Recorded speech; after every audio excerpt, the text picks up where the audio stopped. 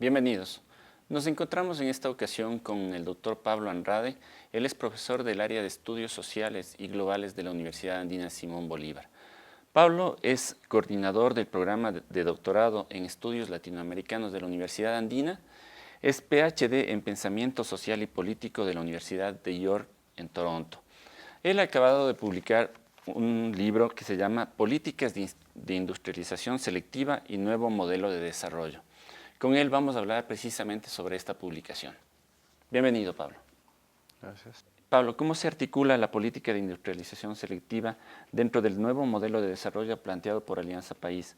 Especialmente tomando en cuenta que somos un país con una larga tradición primaria exportadora y de un Estado estructurado en base a esa lógica. Tu pregunta es compleja. Es la pregunta que yo intento resolver en el libro. Implica algunas cosas, algunas definiciones que hay que poner primero antes de poder entrar a hablar sobre la articulación. El primer punto que uno debe tomar en consideración es que la única forma de alcanzar el desarrollo es mediante una transformación económica del conjunto de la economía. ¿Sí? Está comprobado históricamente y contemporáneamente también que la aceleración de esas transformaciones, de la transformación global de la economía, digamos, ocurre cuando emerge un sector industrial que es lo suficientemente industrial manufacturero, ¿no es cierto? Porque muchas veces se clasifica dentro del sector industrial también a la minería o incluso al petróleo, ¿no? O la construcción. Me refiero exclusivamente al sector industrial manufacturero, ¿sí? ¿Por qué? Porque el sector industrial manufacturero tiene dos componentes que no se encuentran de igual manera en los otros sectores de la economía, ¿sí?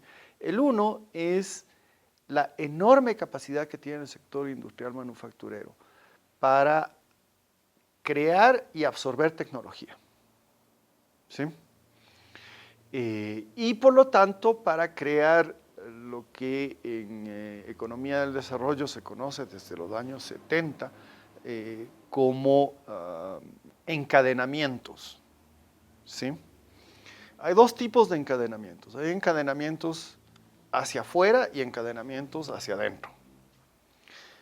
Para simplificar el asunto, cuando surge una empresa, mejor dicho, cuando surge un sector manufacturero, que es un conjunto de empresas, ¿no es cierto? Cuando surge un sector manufacturero potente, hace demandas tanto hacia atrás, tanto hacia adentro del país, digamos, como hacia afuera del país. Esas demandas pueden llevar a la creación de nuevas empresas dentro del país. Eso es lo que llamamos encadenamientos hacia adentro, ¿no es cierto? Por ejemplo, yo estoy usando en este momento unos zapatos hechos en Cuenca. ¿Qué implica eso? Implica que para producir este par de zapatos, tú tienes que tener materia prima, le hace cuero, que tiene que ser tratado de determinada manera para mantener un cierto estándar de calidad, ¿sí? Necesitas suelas, necesitas hilos, necesitas todo lo que implica la construcción de un zapato, ¿sí? Bien. Eso implica que la fábrica de zapatos hace demandas a curtiembres, a las cuales a su vez hacen demandas respecto de la calidad del cuero, ¿no es cierto?, al sector agrícola ganadero, ¿sí? Igual cosa con los hilos, ¿sí? El hilo para hacer el zapato, ¿sí? Para coserlo el zapato, ¿sí? Hace demandas a los productores textiles, ¿sí? Quienes a su vez hacen demandas a los cultivadores, productores de algodón. Eso es lo que se conoce como encadenamiento hacia adentro. Entonces, el sector manufacturero tiene esa posibilidad de expandirse, ¿no es cierto? Y al expandirse generar empleo, ¿no es cierto? Demanda incorporación de tecnologías en cada uno de los pasos, no solamente en la elaboración del zapato en sí mismo, ¿no es cierto?, sino en el tratamiento del cuero, el tratamiento del algodón, etcétera, etcétera, etcétera, etcétera. Pero también hace demandas hacia afuera, ¿sí?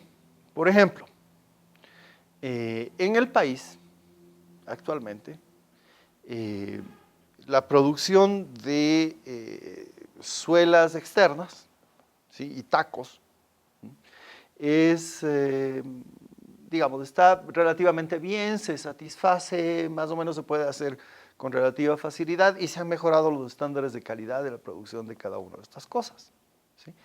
Pero la suela interna, ¿sí?, la plantilla, dijéramos, que va dentro del zapato, ¿sí?, requiere de procesos de termoformado, que no están disponibles en el país. Curiosamente, no están disponibles en el país, ¿sí?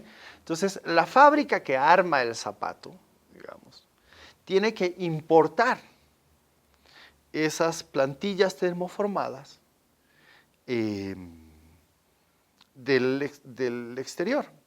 En el caso de estos zapatos, de Brasil, ¿ya?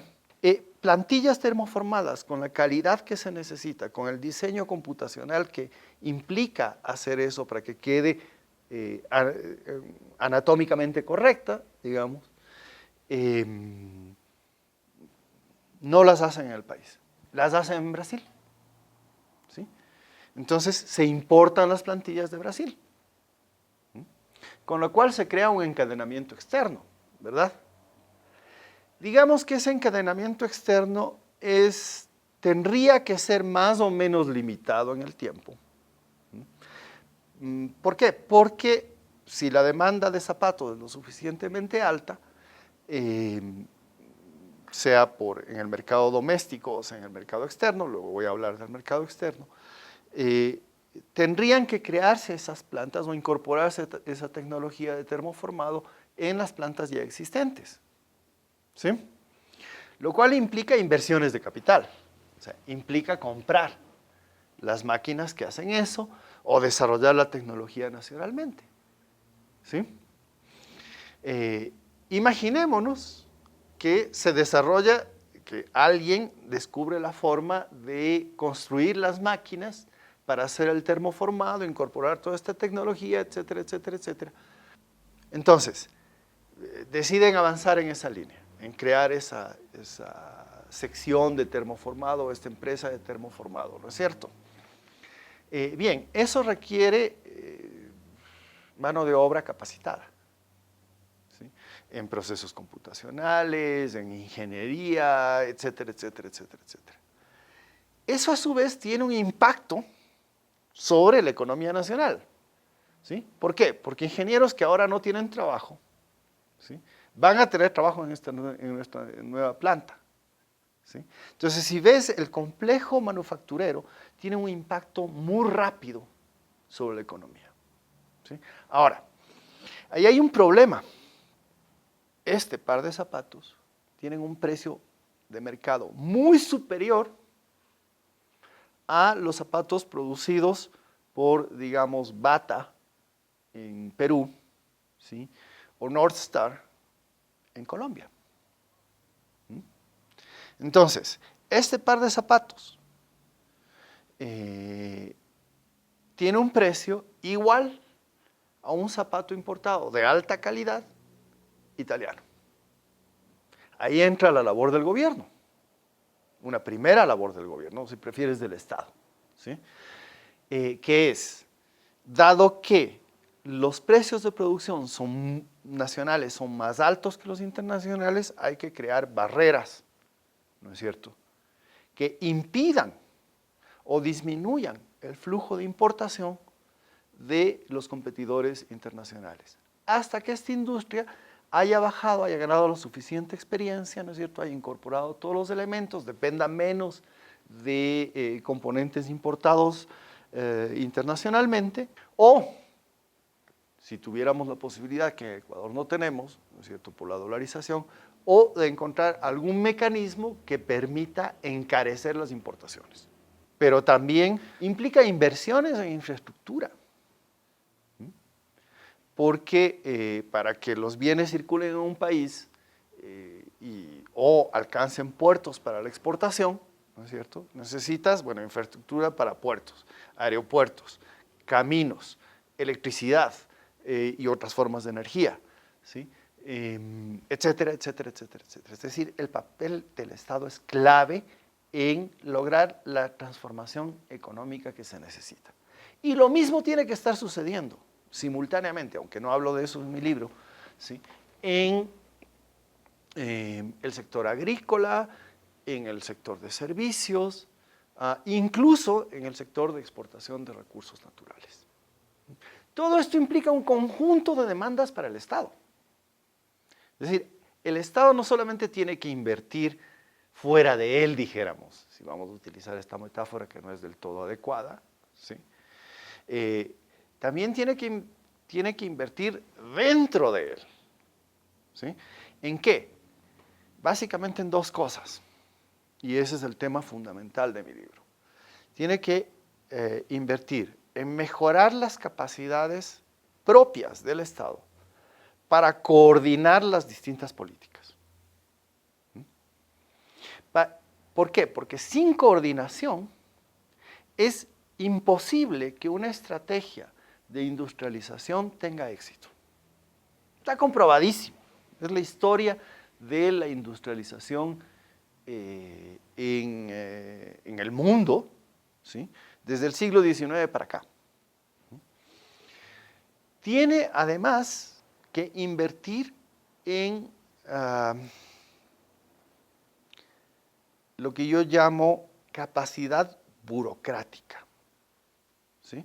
Es decir, en crear un espacio suficiente, gracias a la calidad del servicio público, para que las decisiones que se toman en el Estado y que condicionan la inversión de los capitalistas por este mecanismo de la renta y las ganancias, ¿no es cierto?,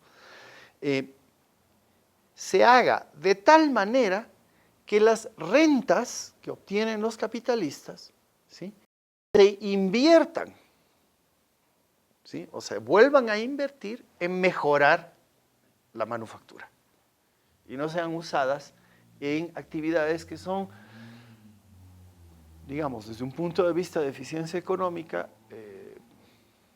inútiles. Dentro de las políticas de industrialización, ¿crees que el Estado ha generado las capacidades necesarias para llevar adelante un proceso de transformación hacia una economía de predominio industrial? De manera muy limitada. Muy limitada.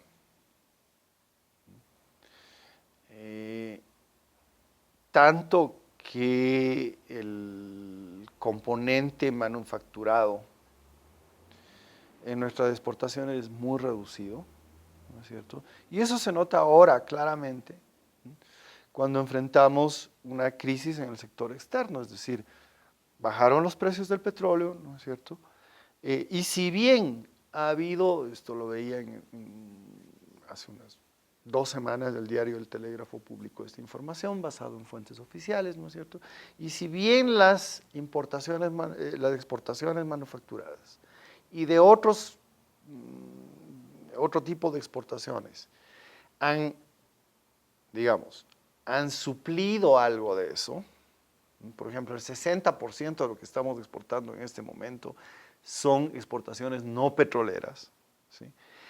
Sin embargo, no tenemos suficiente mercado internacional, ¿sí?, como para que esa sustitución de exportaciones, llamémoslo así, ¿sí?, haya sido lo suficientemente grande, lo suficientemente dinámica, como para que no se produzca la crisis en el sector externo por el lado de carencia de divisas, ¿sí? No es lo suficiente. ¿Por qué no es lo suficientemente amplia? Porque no hemos desarrollado las suficientes capacidades productivas en la sociedad. ¿Por qué no hemos logrado desarrollar esas suficientes capacidades productivas? en mi libro identifico dos razones. ¿Sí? La una, no hemos creado en el Estado suficientes capacidades de coordinación. Segunda razón, el Estado no ha logrado tener un tipo de autonomía, ¿sí?, que le permite, por un lado, tomar decisiones y por otro lado, hacer que esas decisiones salgan de una interacción, un proceso, ¿sí?, de interacción con el sector privado que limite las rentas, ¿no es cierto?, y al mismo tiempo asegure la inversión en más procesos de industrialización, más transformación económica. ¿Sí?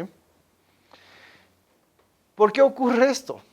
Bueno, básicamente porque aun cuando la apariencia que han dado los gobiernos de Alianza País desde que llegaron al poder en 2007, ¿no es cierto?, es decir, ya son 3 gobiernos de Alianza País a lo largo de casi 10 años, pese a esas apariencias, lo que muestro es que en realidad hay, pese a las apariencias de ser gobiernos unificados, monolíticos, ¿no es cierto?, lo que hay dentro es un enorme conflicto entre facciones de gobierno. ¿Sí? Un conflicto, ¿por qué? Bueno, por imponer un tipo de idea de desarrollo, ¿sí?, y también un conflicto, por supuesto, por los recursos que el Estado va a destinar a esa idea de desarrollo. En otras palabras, la contribución que hace mi libro al haber estudiado el caso ecuatoriano no va tanto por el lado de por qué fallaron los intentos de efectuar esa transformación productiva, ¿no? Hablo sobre eso. Pero la contribución más importante que hago es mostrar cómo factores políticos, ¿sí?, crean trayectorias de desarrollo que no llevan a ningún lado y al mismo tiempo crean un Estado, un tipo de Estado, ¿sí?, que contribuye a mantener esa trayectoria de industrialización, digamos, extremadamente limitada. Tú decías, el Estado ecuatoriano tiene una experiencia básicamente, sí, pero también tiene experiencia en políticas de industrialización. O sea, en este país se inician políticas de industrialización hace prácticamente 100 años. ¿Sí? De manera más o menos desordenada, sí, pero así también empezaron las cosas en Estados Unidos, en Japón, en Alemania. Luego se fue avanzando. ¿Sí? En el año 1961, ¿sí?, el componente de productos industrializados en nuestras exportaciones era casi 3 veces el componente, casi 3 veces el de Corea del Sur, uno de los grandes centros industriales contemporáneos. ¿Qué pasó? ¿Por qué Corea del Sur evolucionó hasta ser lo que es ahora? Y nosotros, en lugar de evolucionar, nos estancamos. Y claro, el problema con los organismos que se estancan, y la economía tiene una lógica muy evolutiva, ¿sí?, es que más tarde o más temprano decaen. ¿Sí? Bueno, pasaron 2 cosas. Corea del Sur no tuvo un boom bananero, seguido de un boom petrolero. ¿Sí? Corea del Sur tuvo que seguir en el proceso de industrialización. Nosotros abandonamos la industrialización. No completamente, ¿sí?, pero la dejamos seguir sin mucho entusiasmo, digámoslo de esa manera. ¿Sí? Y entonces, ¿qué exportamos en términos de productos manufacturados? Muy poco. Muy, muy poco y con muy poco valor agregado. Para seguir en el análisis histórico de la industrialización, ¿crees que el gobierno, con el auge de las materias, de los precios de las materias primas que vivimos hasta hace un año, ha desperdiciado una oportunidad histórica de crear condiciones de desarrollo sostenido? Sin lugar a dudas. Eso fue exactamente lo que pasó. Ahora, el problema es explicar por qué. ¿Sí? Y lo que hago en mi libro es explicar el por qué. Yo identifico que al interior del gobierno, entre básicamente 2007 y 2013, ¿no es cierto?, habían tres grupos, ¿sí? Tres grupos que ocupaban además posiciones de poder en el Estado, es decir, controlaban ministerios, controlaban secretarías y por lo tanto controlaban las inversiones que el Estado hacía en estas ideas, ¿sí? Que se disputaban la orientación general, dijéramos, de las políticas estatales, de las políticas económicas estatales, ¿sí? Un grupo que a mí en lo personal me parece el más sensato, el que entendía de economía de desarrollo, etcétera, etcétera, etcétera, etcétera, decía, no, sigamos este trayecto de industrialización selectiva y políticas comerciales, ¿sí? Que nos llevaría en el mediano plazo, porque estas son cosas que toman tiempo, ¿sí? En el mediano plazo, en 10 años, en 15 años, ¿no es cierto?, a tener un sector manufacturero competitivo de estándares internacionales, ¿sí? Era un grupo minoritario, pero que sin embargo tenía poder. Luego estaba otro grupo que decía, no, lo que tenemos que hacer es crear el socialismo ya. Y nos declaramos anticapitalistas y lo que hay que hacer es invertir en la reconstrucción del Estado básicamente para que provea bienes y servicios a los sectores más empobrecidos. Sí, hagamos un mejoramiento, un upgrade de la infraestructura del país, pero básicamente para ponerla al servicio de la construcción del socialismo. Esto es un problema, esto es un proceso de transición, etcétera, etcétera, etcétera. Por supuesto, los socialistas nunca tienen la más mínima idea de lo que están hablando, ¿sí? Y menos estos señores. Entonces hicieron puras estupideces, ¿sí? Desperdiciaron el dinero. Y además crearon una tensión interna, ¿no es cierto?, que bloqueaba a el primer grupo del que te hablé, bloqueaba la posibilidad de hacer inversiones, y además bloqueaba a un tercer grupo. El tercer grupo decía, no, a ver, miren, las condiciones en las que nos encontramos actualmente son condiciones muy simples. Tenemos un boom petrolero. Con eso podemos pagar la distribución, con lo cual satisfacemos a los socialistas, ¿sí? Podemos dar rentas al sector industrial, ¿sí? Con lo cual digamos, lograban calmar las demandas de estos industriales, con el problema de que al hacerlo no les pusieron las condiciones que debían haberles puesto. Este tercer grupo decidió vivir de las rentas que nos proveen la exportación, lo que nos proveía, mejor dicho, la exportación de petróleo. Resultado, no llegamos a ningún lado. Todos se pelearon entre sí, habían tres caminos, no seguimos ninguno de ellos, ¿sí?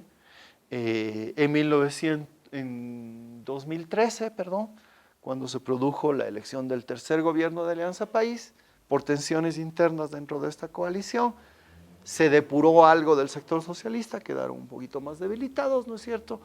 El sector manufacturero siempre había sido minoritario y básicamente lo que había logrado hacer es una alianza con los sectores industriales de la sierra, con los grupos económicos que tienen más intereses industriales de la costa, ¿no es cierto?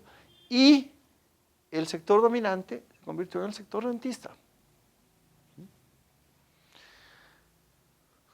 En consecuencia, vivimos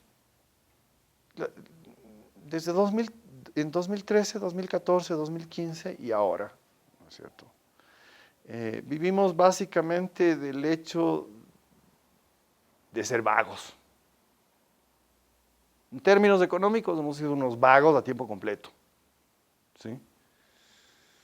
Nos heredaron una casa, resulta que en esa casa había un terreno, excavamos en ese terreno, nos encontramos con que ahí la abuela había escondido el oro y la plata. Y decidimos vender el oro y la plata. Hasta que se nos acabó. Que es en lo que estamos ahora. ¿Sí? Ahora hay solo dos grupos, ¿sí? Básicamente.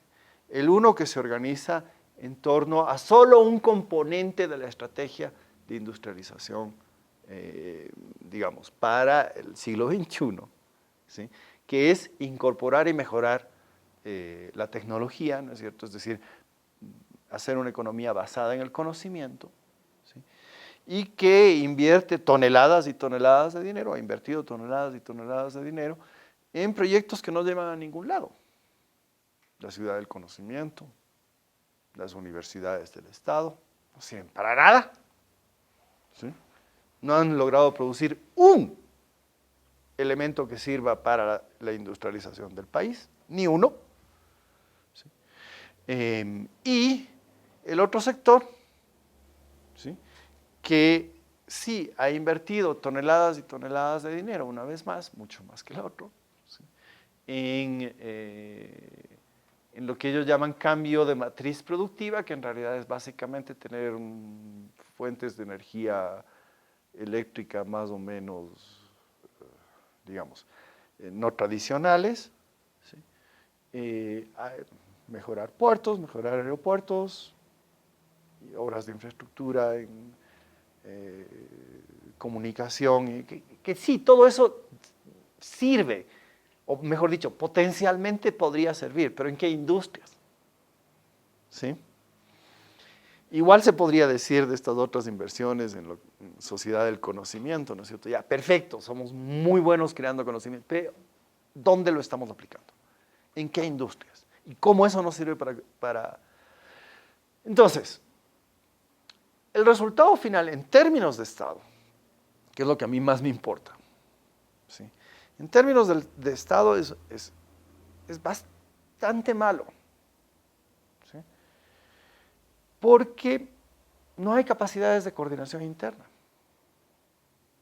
¿sí? Si en 2007 las manos derechas, porque te digo, habían dos, ¿sí? Estaban peleadas entre sí y no sabían lo que hacía la mano izquierda, ¿sí? Ahorita, los dedos de la mano izquierda no saben lo que hacen entre sí. No hay dirección, no hay coordinación interna del Estado, ¿sí? Lo cual quiere decir que un nuevo gobierno, que a lo mejor tiene un sesgo ideológico completamente distinto al de este gobierno, y decide que no queremos tener un modelo de desarrollo guiado por el Estado, o que el modelo de desarrollo guiado por el Estado es un fracaso, ¿sí? Va rápidamente o puede muy rápidamente desarmar lo logrado, ¿sí? Por otro lado, tampoco se creó lo que en economía, sociología del desarrollo, historia económica, ¿sí? Se llama autonomía enraizada, es decir, una autonomía que penetra a la sociedad y es penetrada por la sociedad, ¿sí? Y que permite coordinar con el sector privado. No existe. O existen relaciones clientelares de rentas para proteger los intereses de la empresa X o del sector Y, ¿sí? O existen simplemente imposiciones desde el Estado, ¿sí? Del estilo, usted no puede importar computadoras. O mejor dicho, sí puede importarlas, pero va a pagar un 40% y un 45% después, etcétera, etcétera. Entonces la computadora que te sale a $600, en realidad te va a salir a 1,200. Para disque proteger una industria nacional de ensamblaje de computadoras. ¿Dónde está esa industria? ¿Para qué sirve? ¿Cuánto tiene en el mercado? Nadie se hace esas preguntas, ¿sí? Entonces sí, ¿se ha desperdiciado una oportunidad de desarrollo? Por supuesto que sí. ¿Crees que este modelo o este cambio hacia una economía basada en la industria funcionó exclusivamente en lo retórico? O sea, por lo que te he dicho, sí, pero tampoco la retórica funcionó del todo bien, ¿eh? Porque si te fijas, me parece que hay algo así como 7 distintas, no estoy seguro si son 6 o 7, ¿sí? Estrategias de industrialización que se han tomado en estos años, ¿sí? En mi libro consigno solo 5, porque mientras estaba, o sea, yo hice la investigación, es una investigación que ha tomado, bueno, varios años, desde el 2010 hasta el 2014, ¿no es cierto? Eh,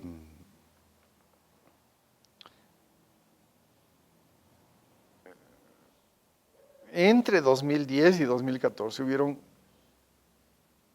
5 distintos documentos donde se proponían formas de industrialización, 2 planes nacionales de desarrollo, no, 3 planes nacionales, perdón, si incluimos 2007 son 3 planes nacionales de desarrollo, una agenda para la transformación productiva, que luego fue borrada, etcétera, ¿sí? Luego una estrategia que no recuerdo cómo se llamaba, y así sucesivamente. Finalmente, en 2015 se suponía que habían 2 estrategias que se complementaban entre sí. La estrategia de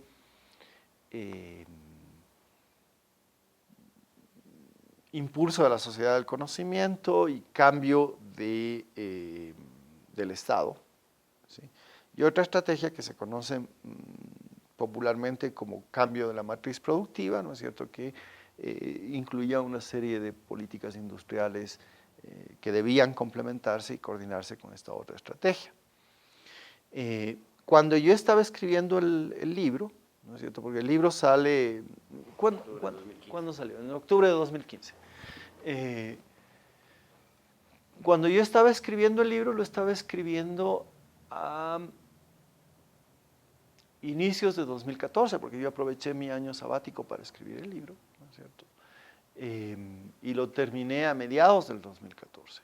Las fallas de la producción industrial de cualquier cosa en este país son enormes y por lo tanto mi libro llega casi como un epitafio. Sí. Yo termino siempre escribiendo temas de historia, por la forma en la que se producen los libros en este país. Se producen y distribuyen los libros en este país. Pero bueno, digamos que si algún curioso en el siguiente gobierno, algún historiador por ahí por el año 2030 intenta volver a explicarse por qué seguimos sin tener la industrialización que deberíamos tener, bueno, podrá leer el librito y aprender algunas lecciones. Por eso es que mi capítulo final se llama Lecciones, ¿no es cierto? Lecciones para aprender a navegar, decía yo, en el mar agitado de la Revolución Ciudadana. Precisamente, ¿cuáles son las lecciones que nos deja este intento de políticas de industrialización selectiva? Yo creo que las lecciones fundamentales que quedan son 3, tal vez 2. Primero, no basta con crear agencias burocráticas, ¿sí? No basta con tener una buena Subsecretaría Nacional de Desarrollo. Eso no sirve de nada. ¿Por qué? Porque las políticas que se diseñan ahí tienen que tener algún grado de realidad, ¿sí? Y ese grado de realidad solamente se va a obtener a través del diálogo permanente, autónomo, por supuesto, pero permanente con el sector privado. Tampoco sirve el tener unas lindas políticas, aun cuando hayan sido bien diseñadas, ¿no es cierto?, si no se tiene la capacidad para ejecutarlas. ¿Cómo se tiene capacidad para ejecutar esas políticas? Bueno, básicamente creando lo que no existe en este país, que es una burocracia, un servicio civil, una burocracia en el mejor sentido del término.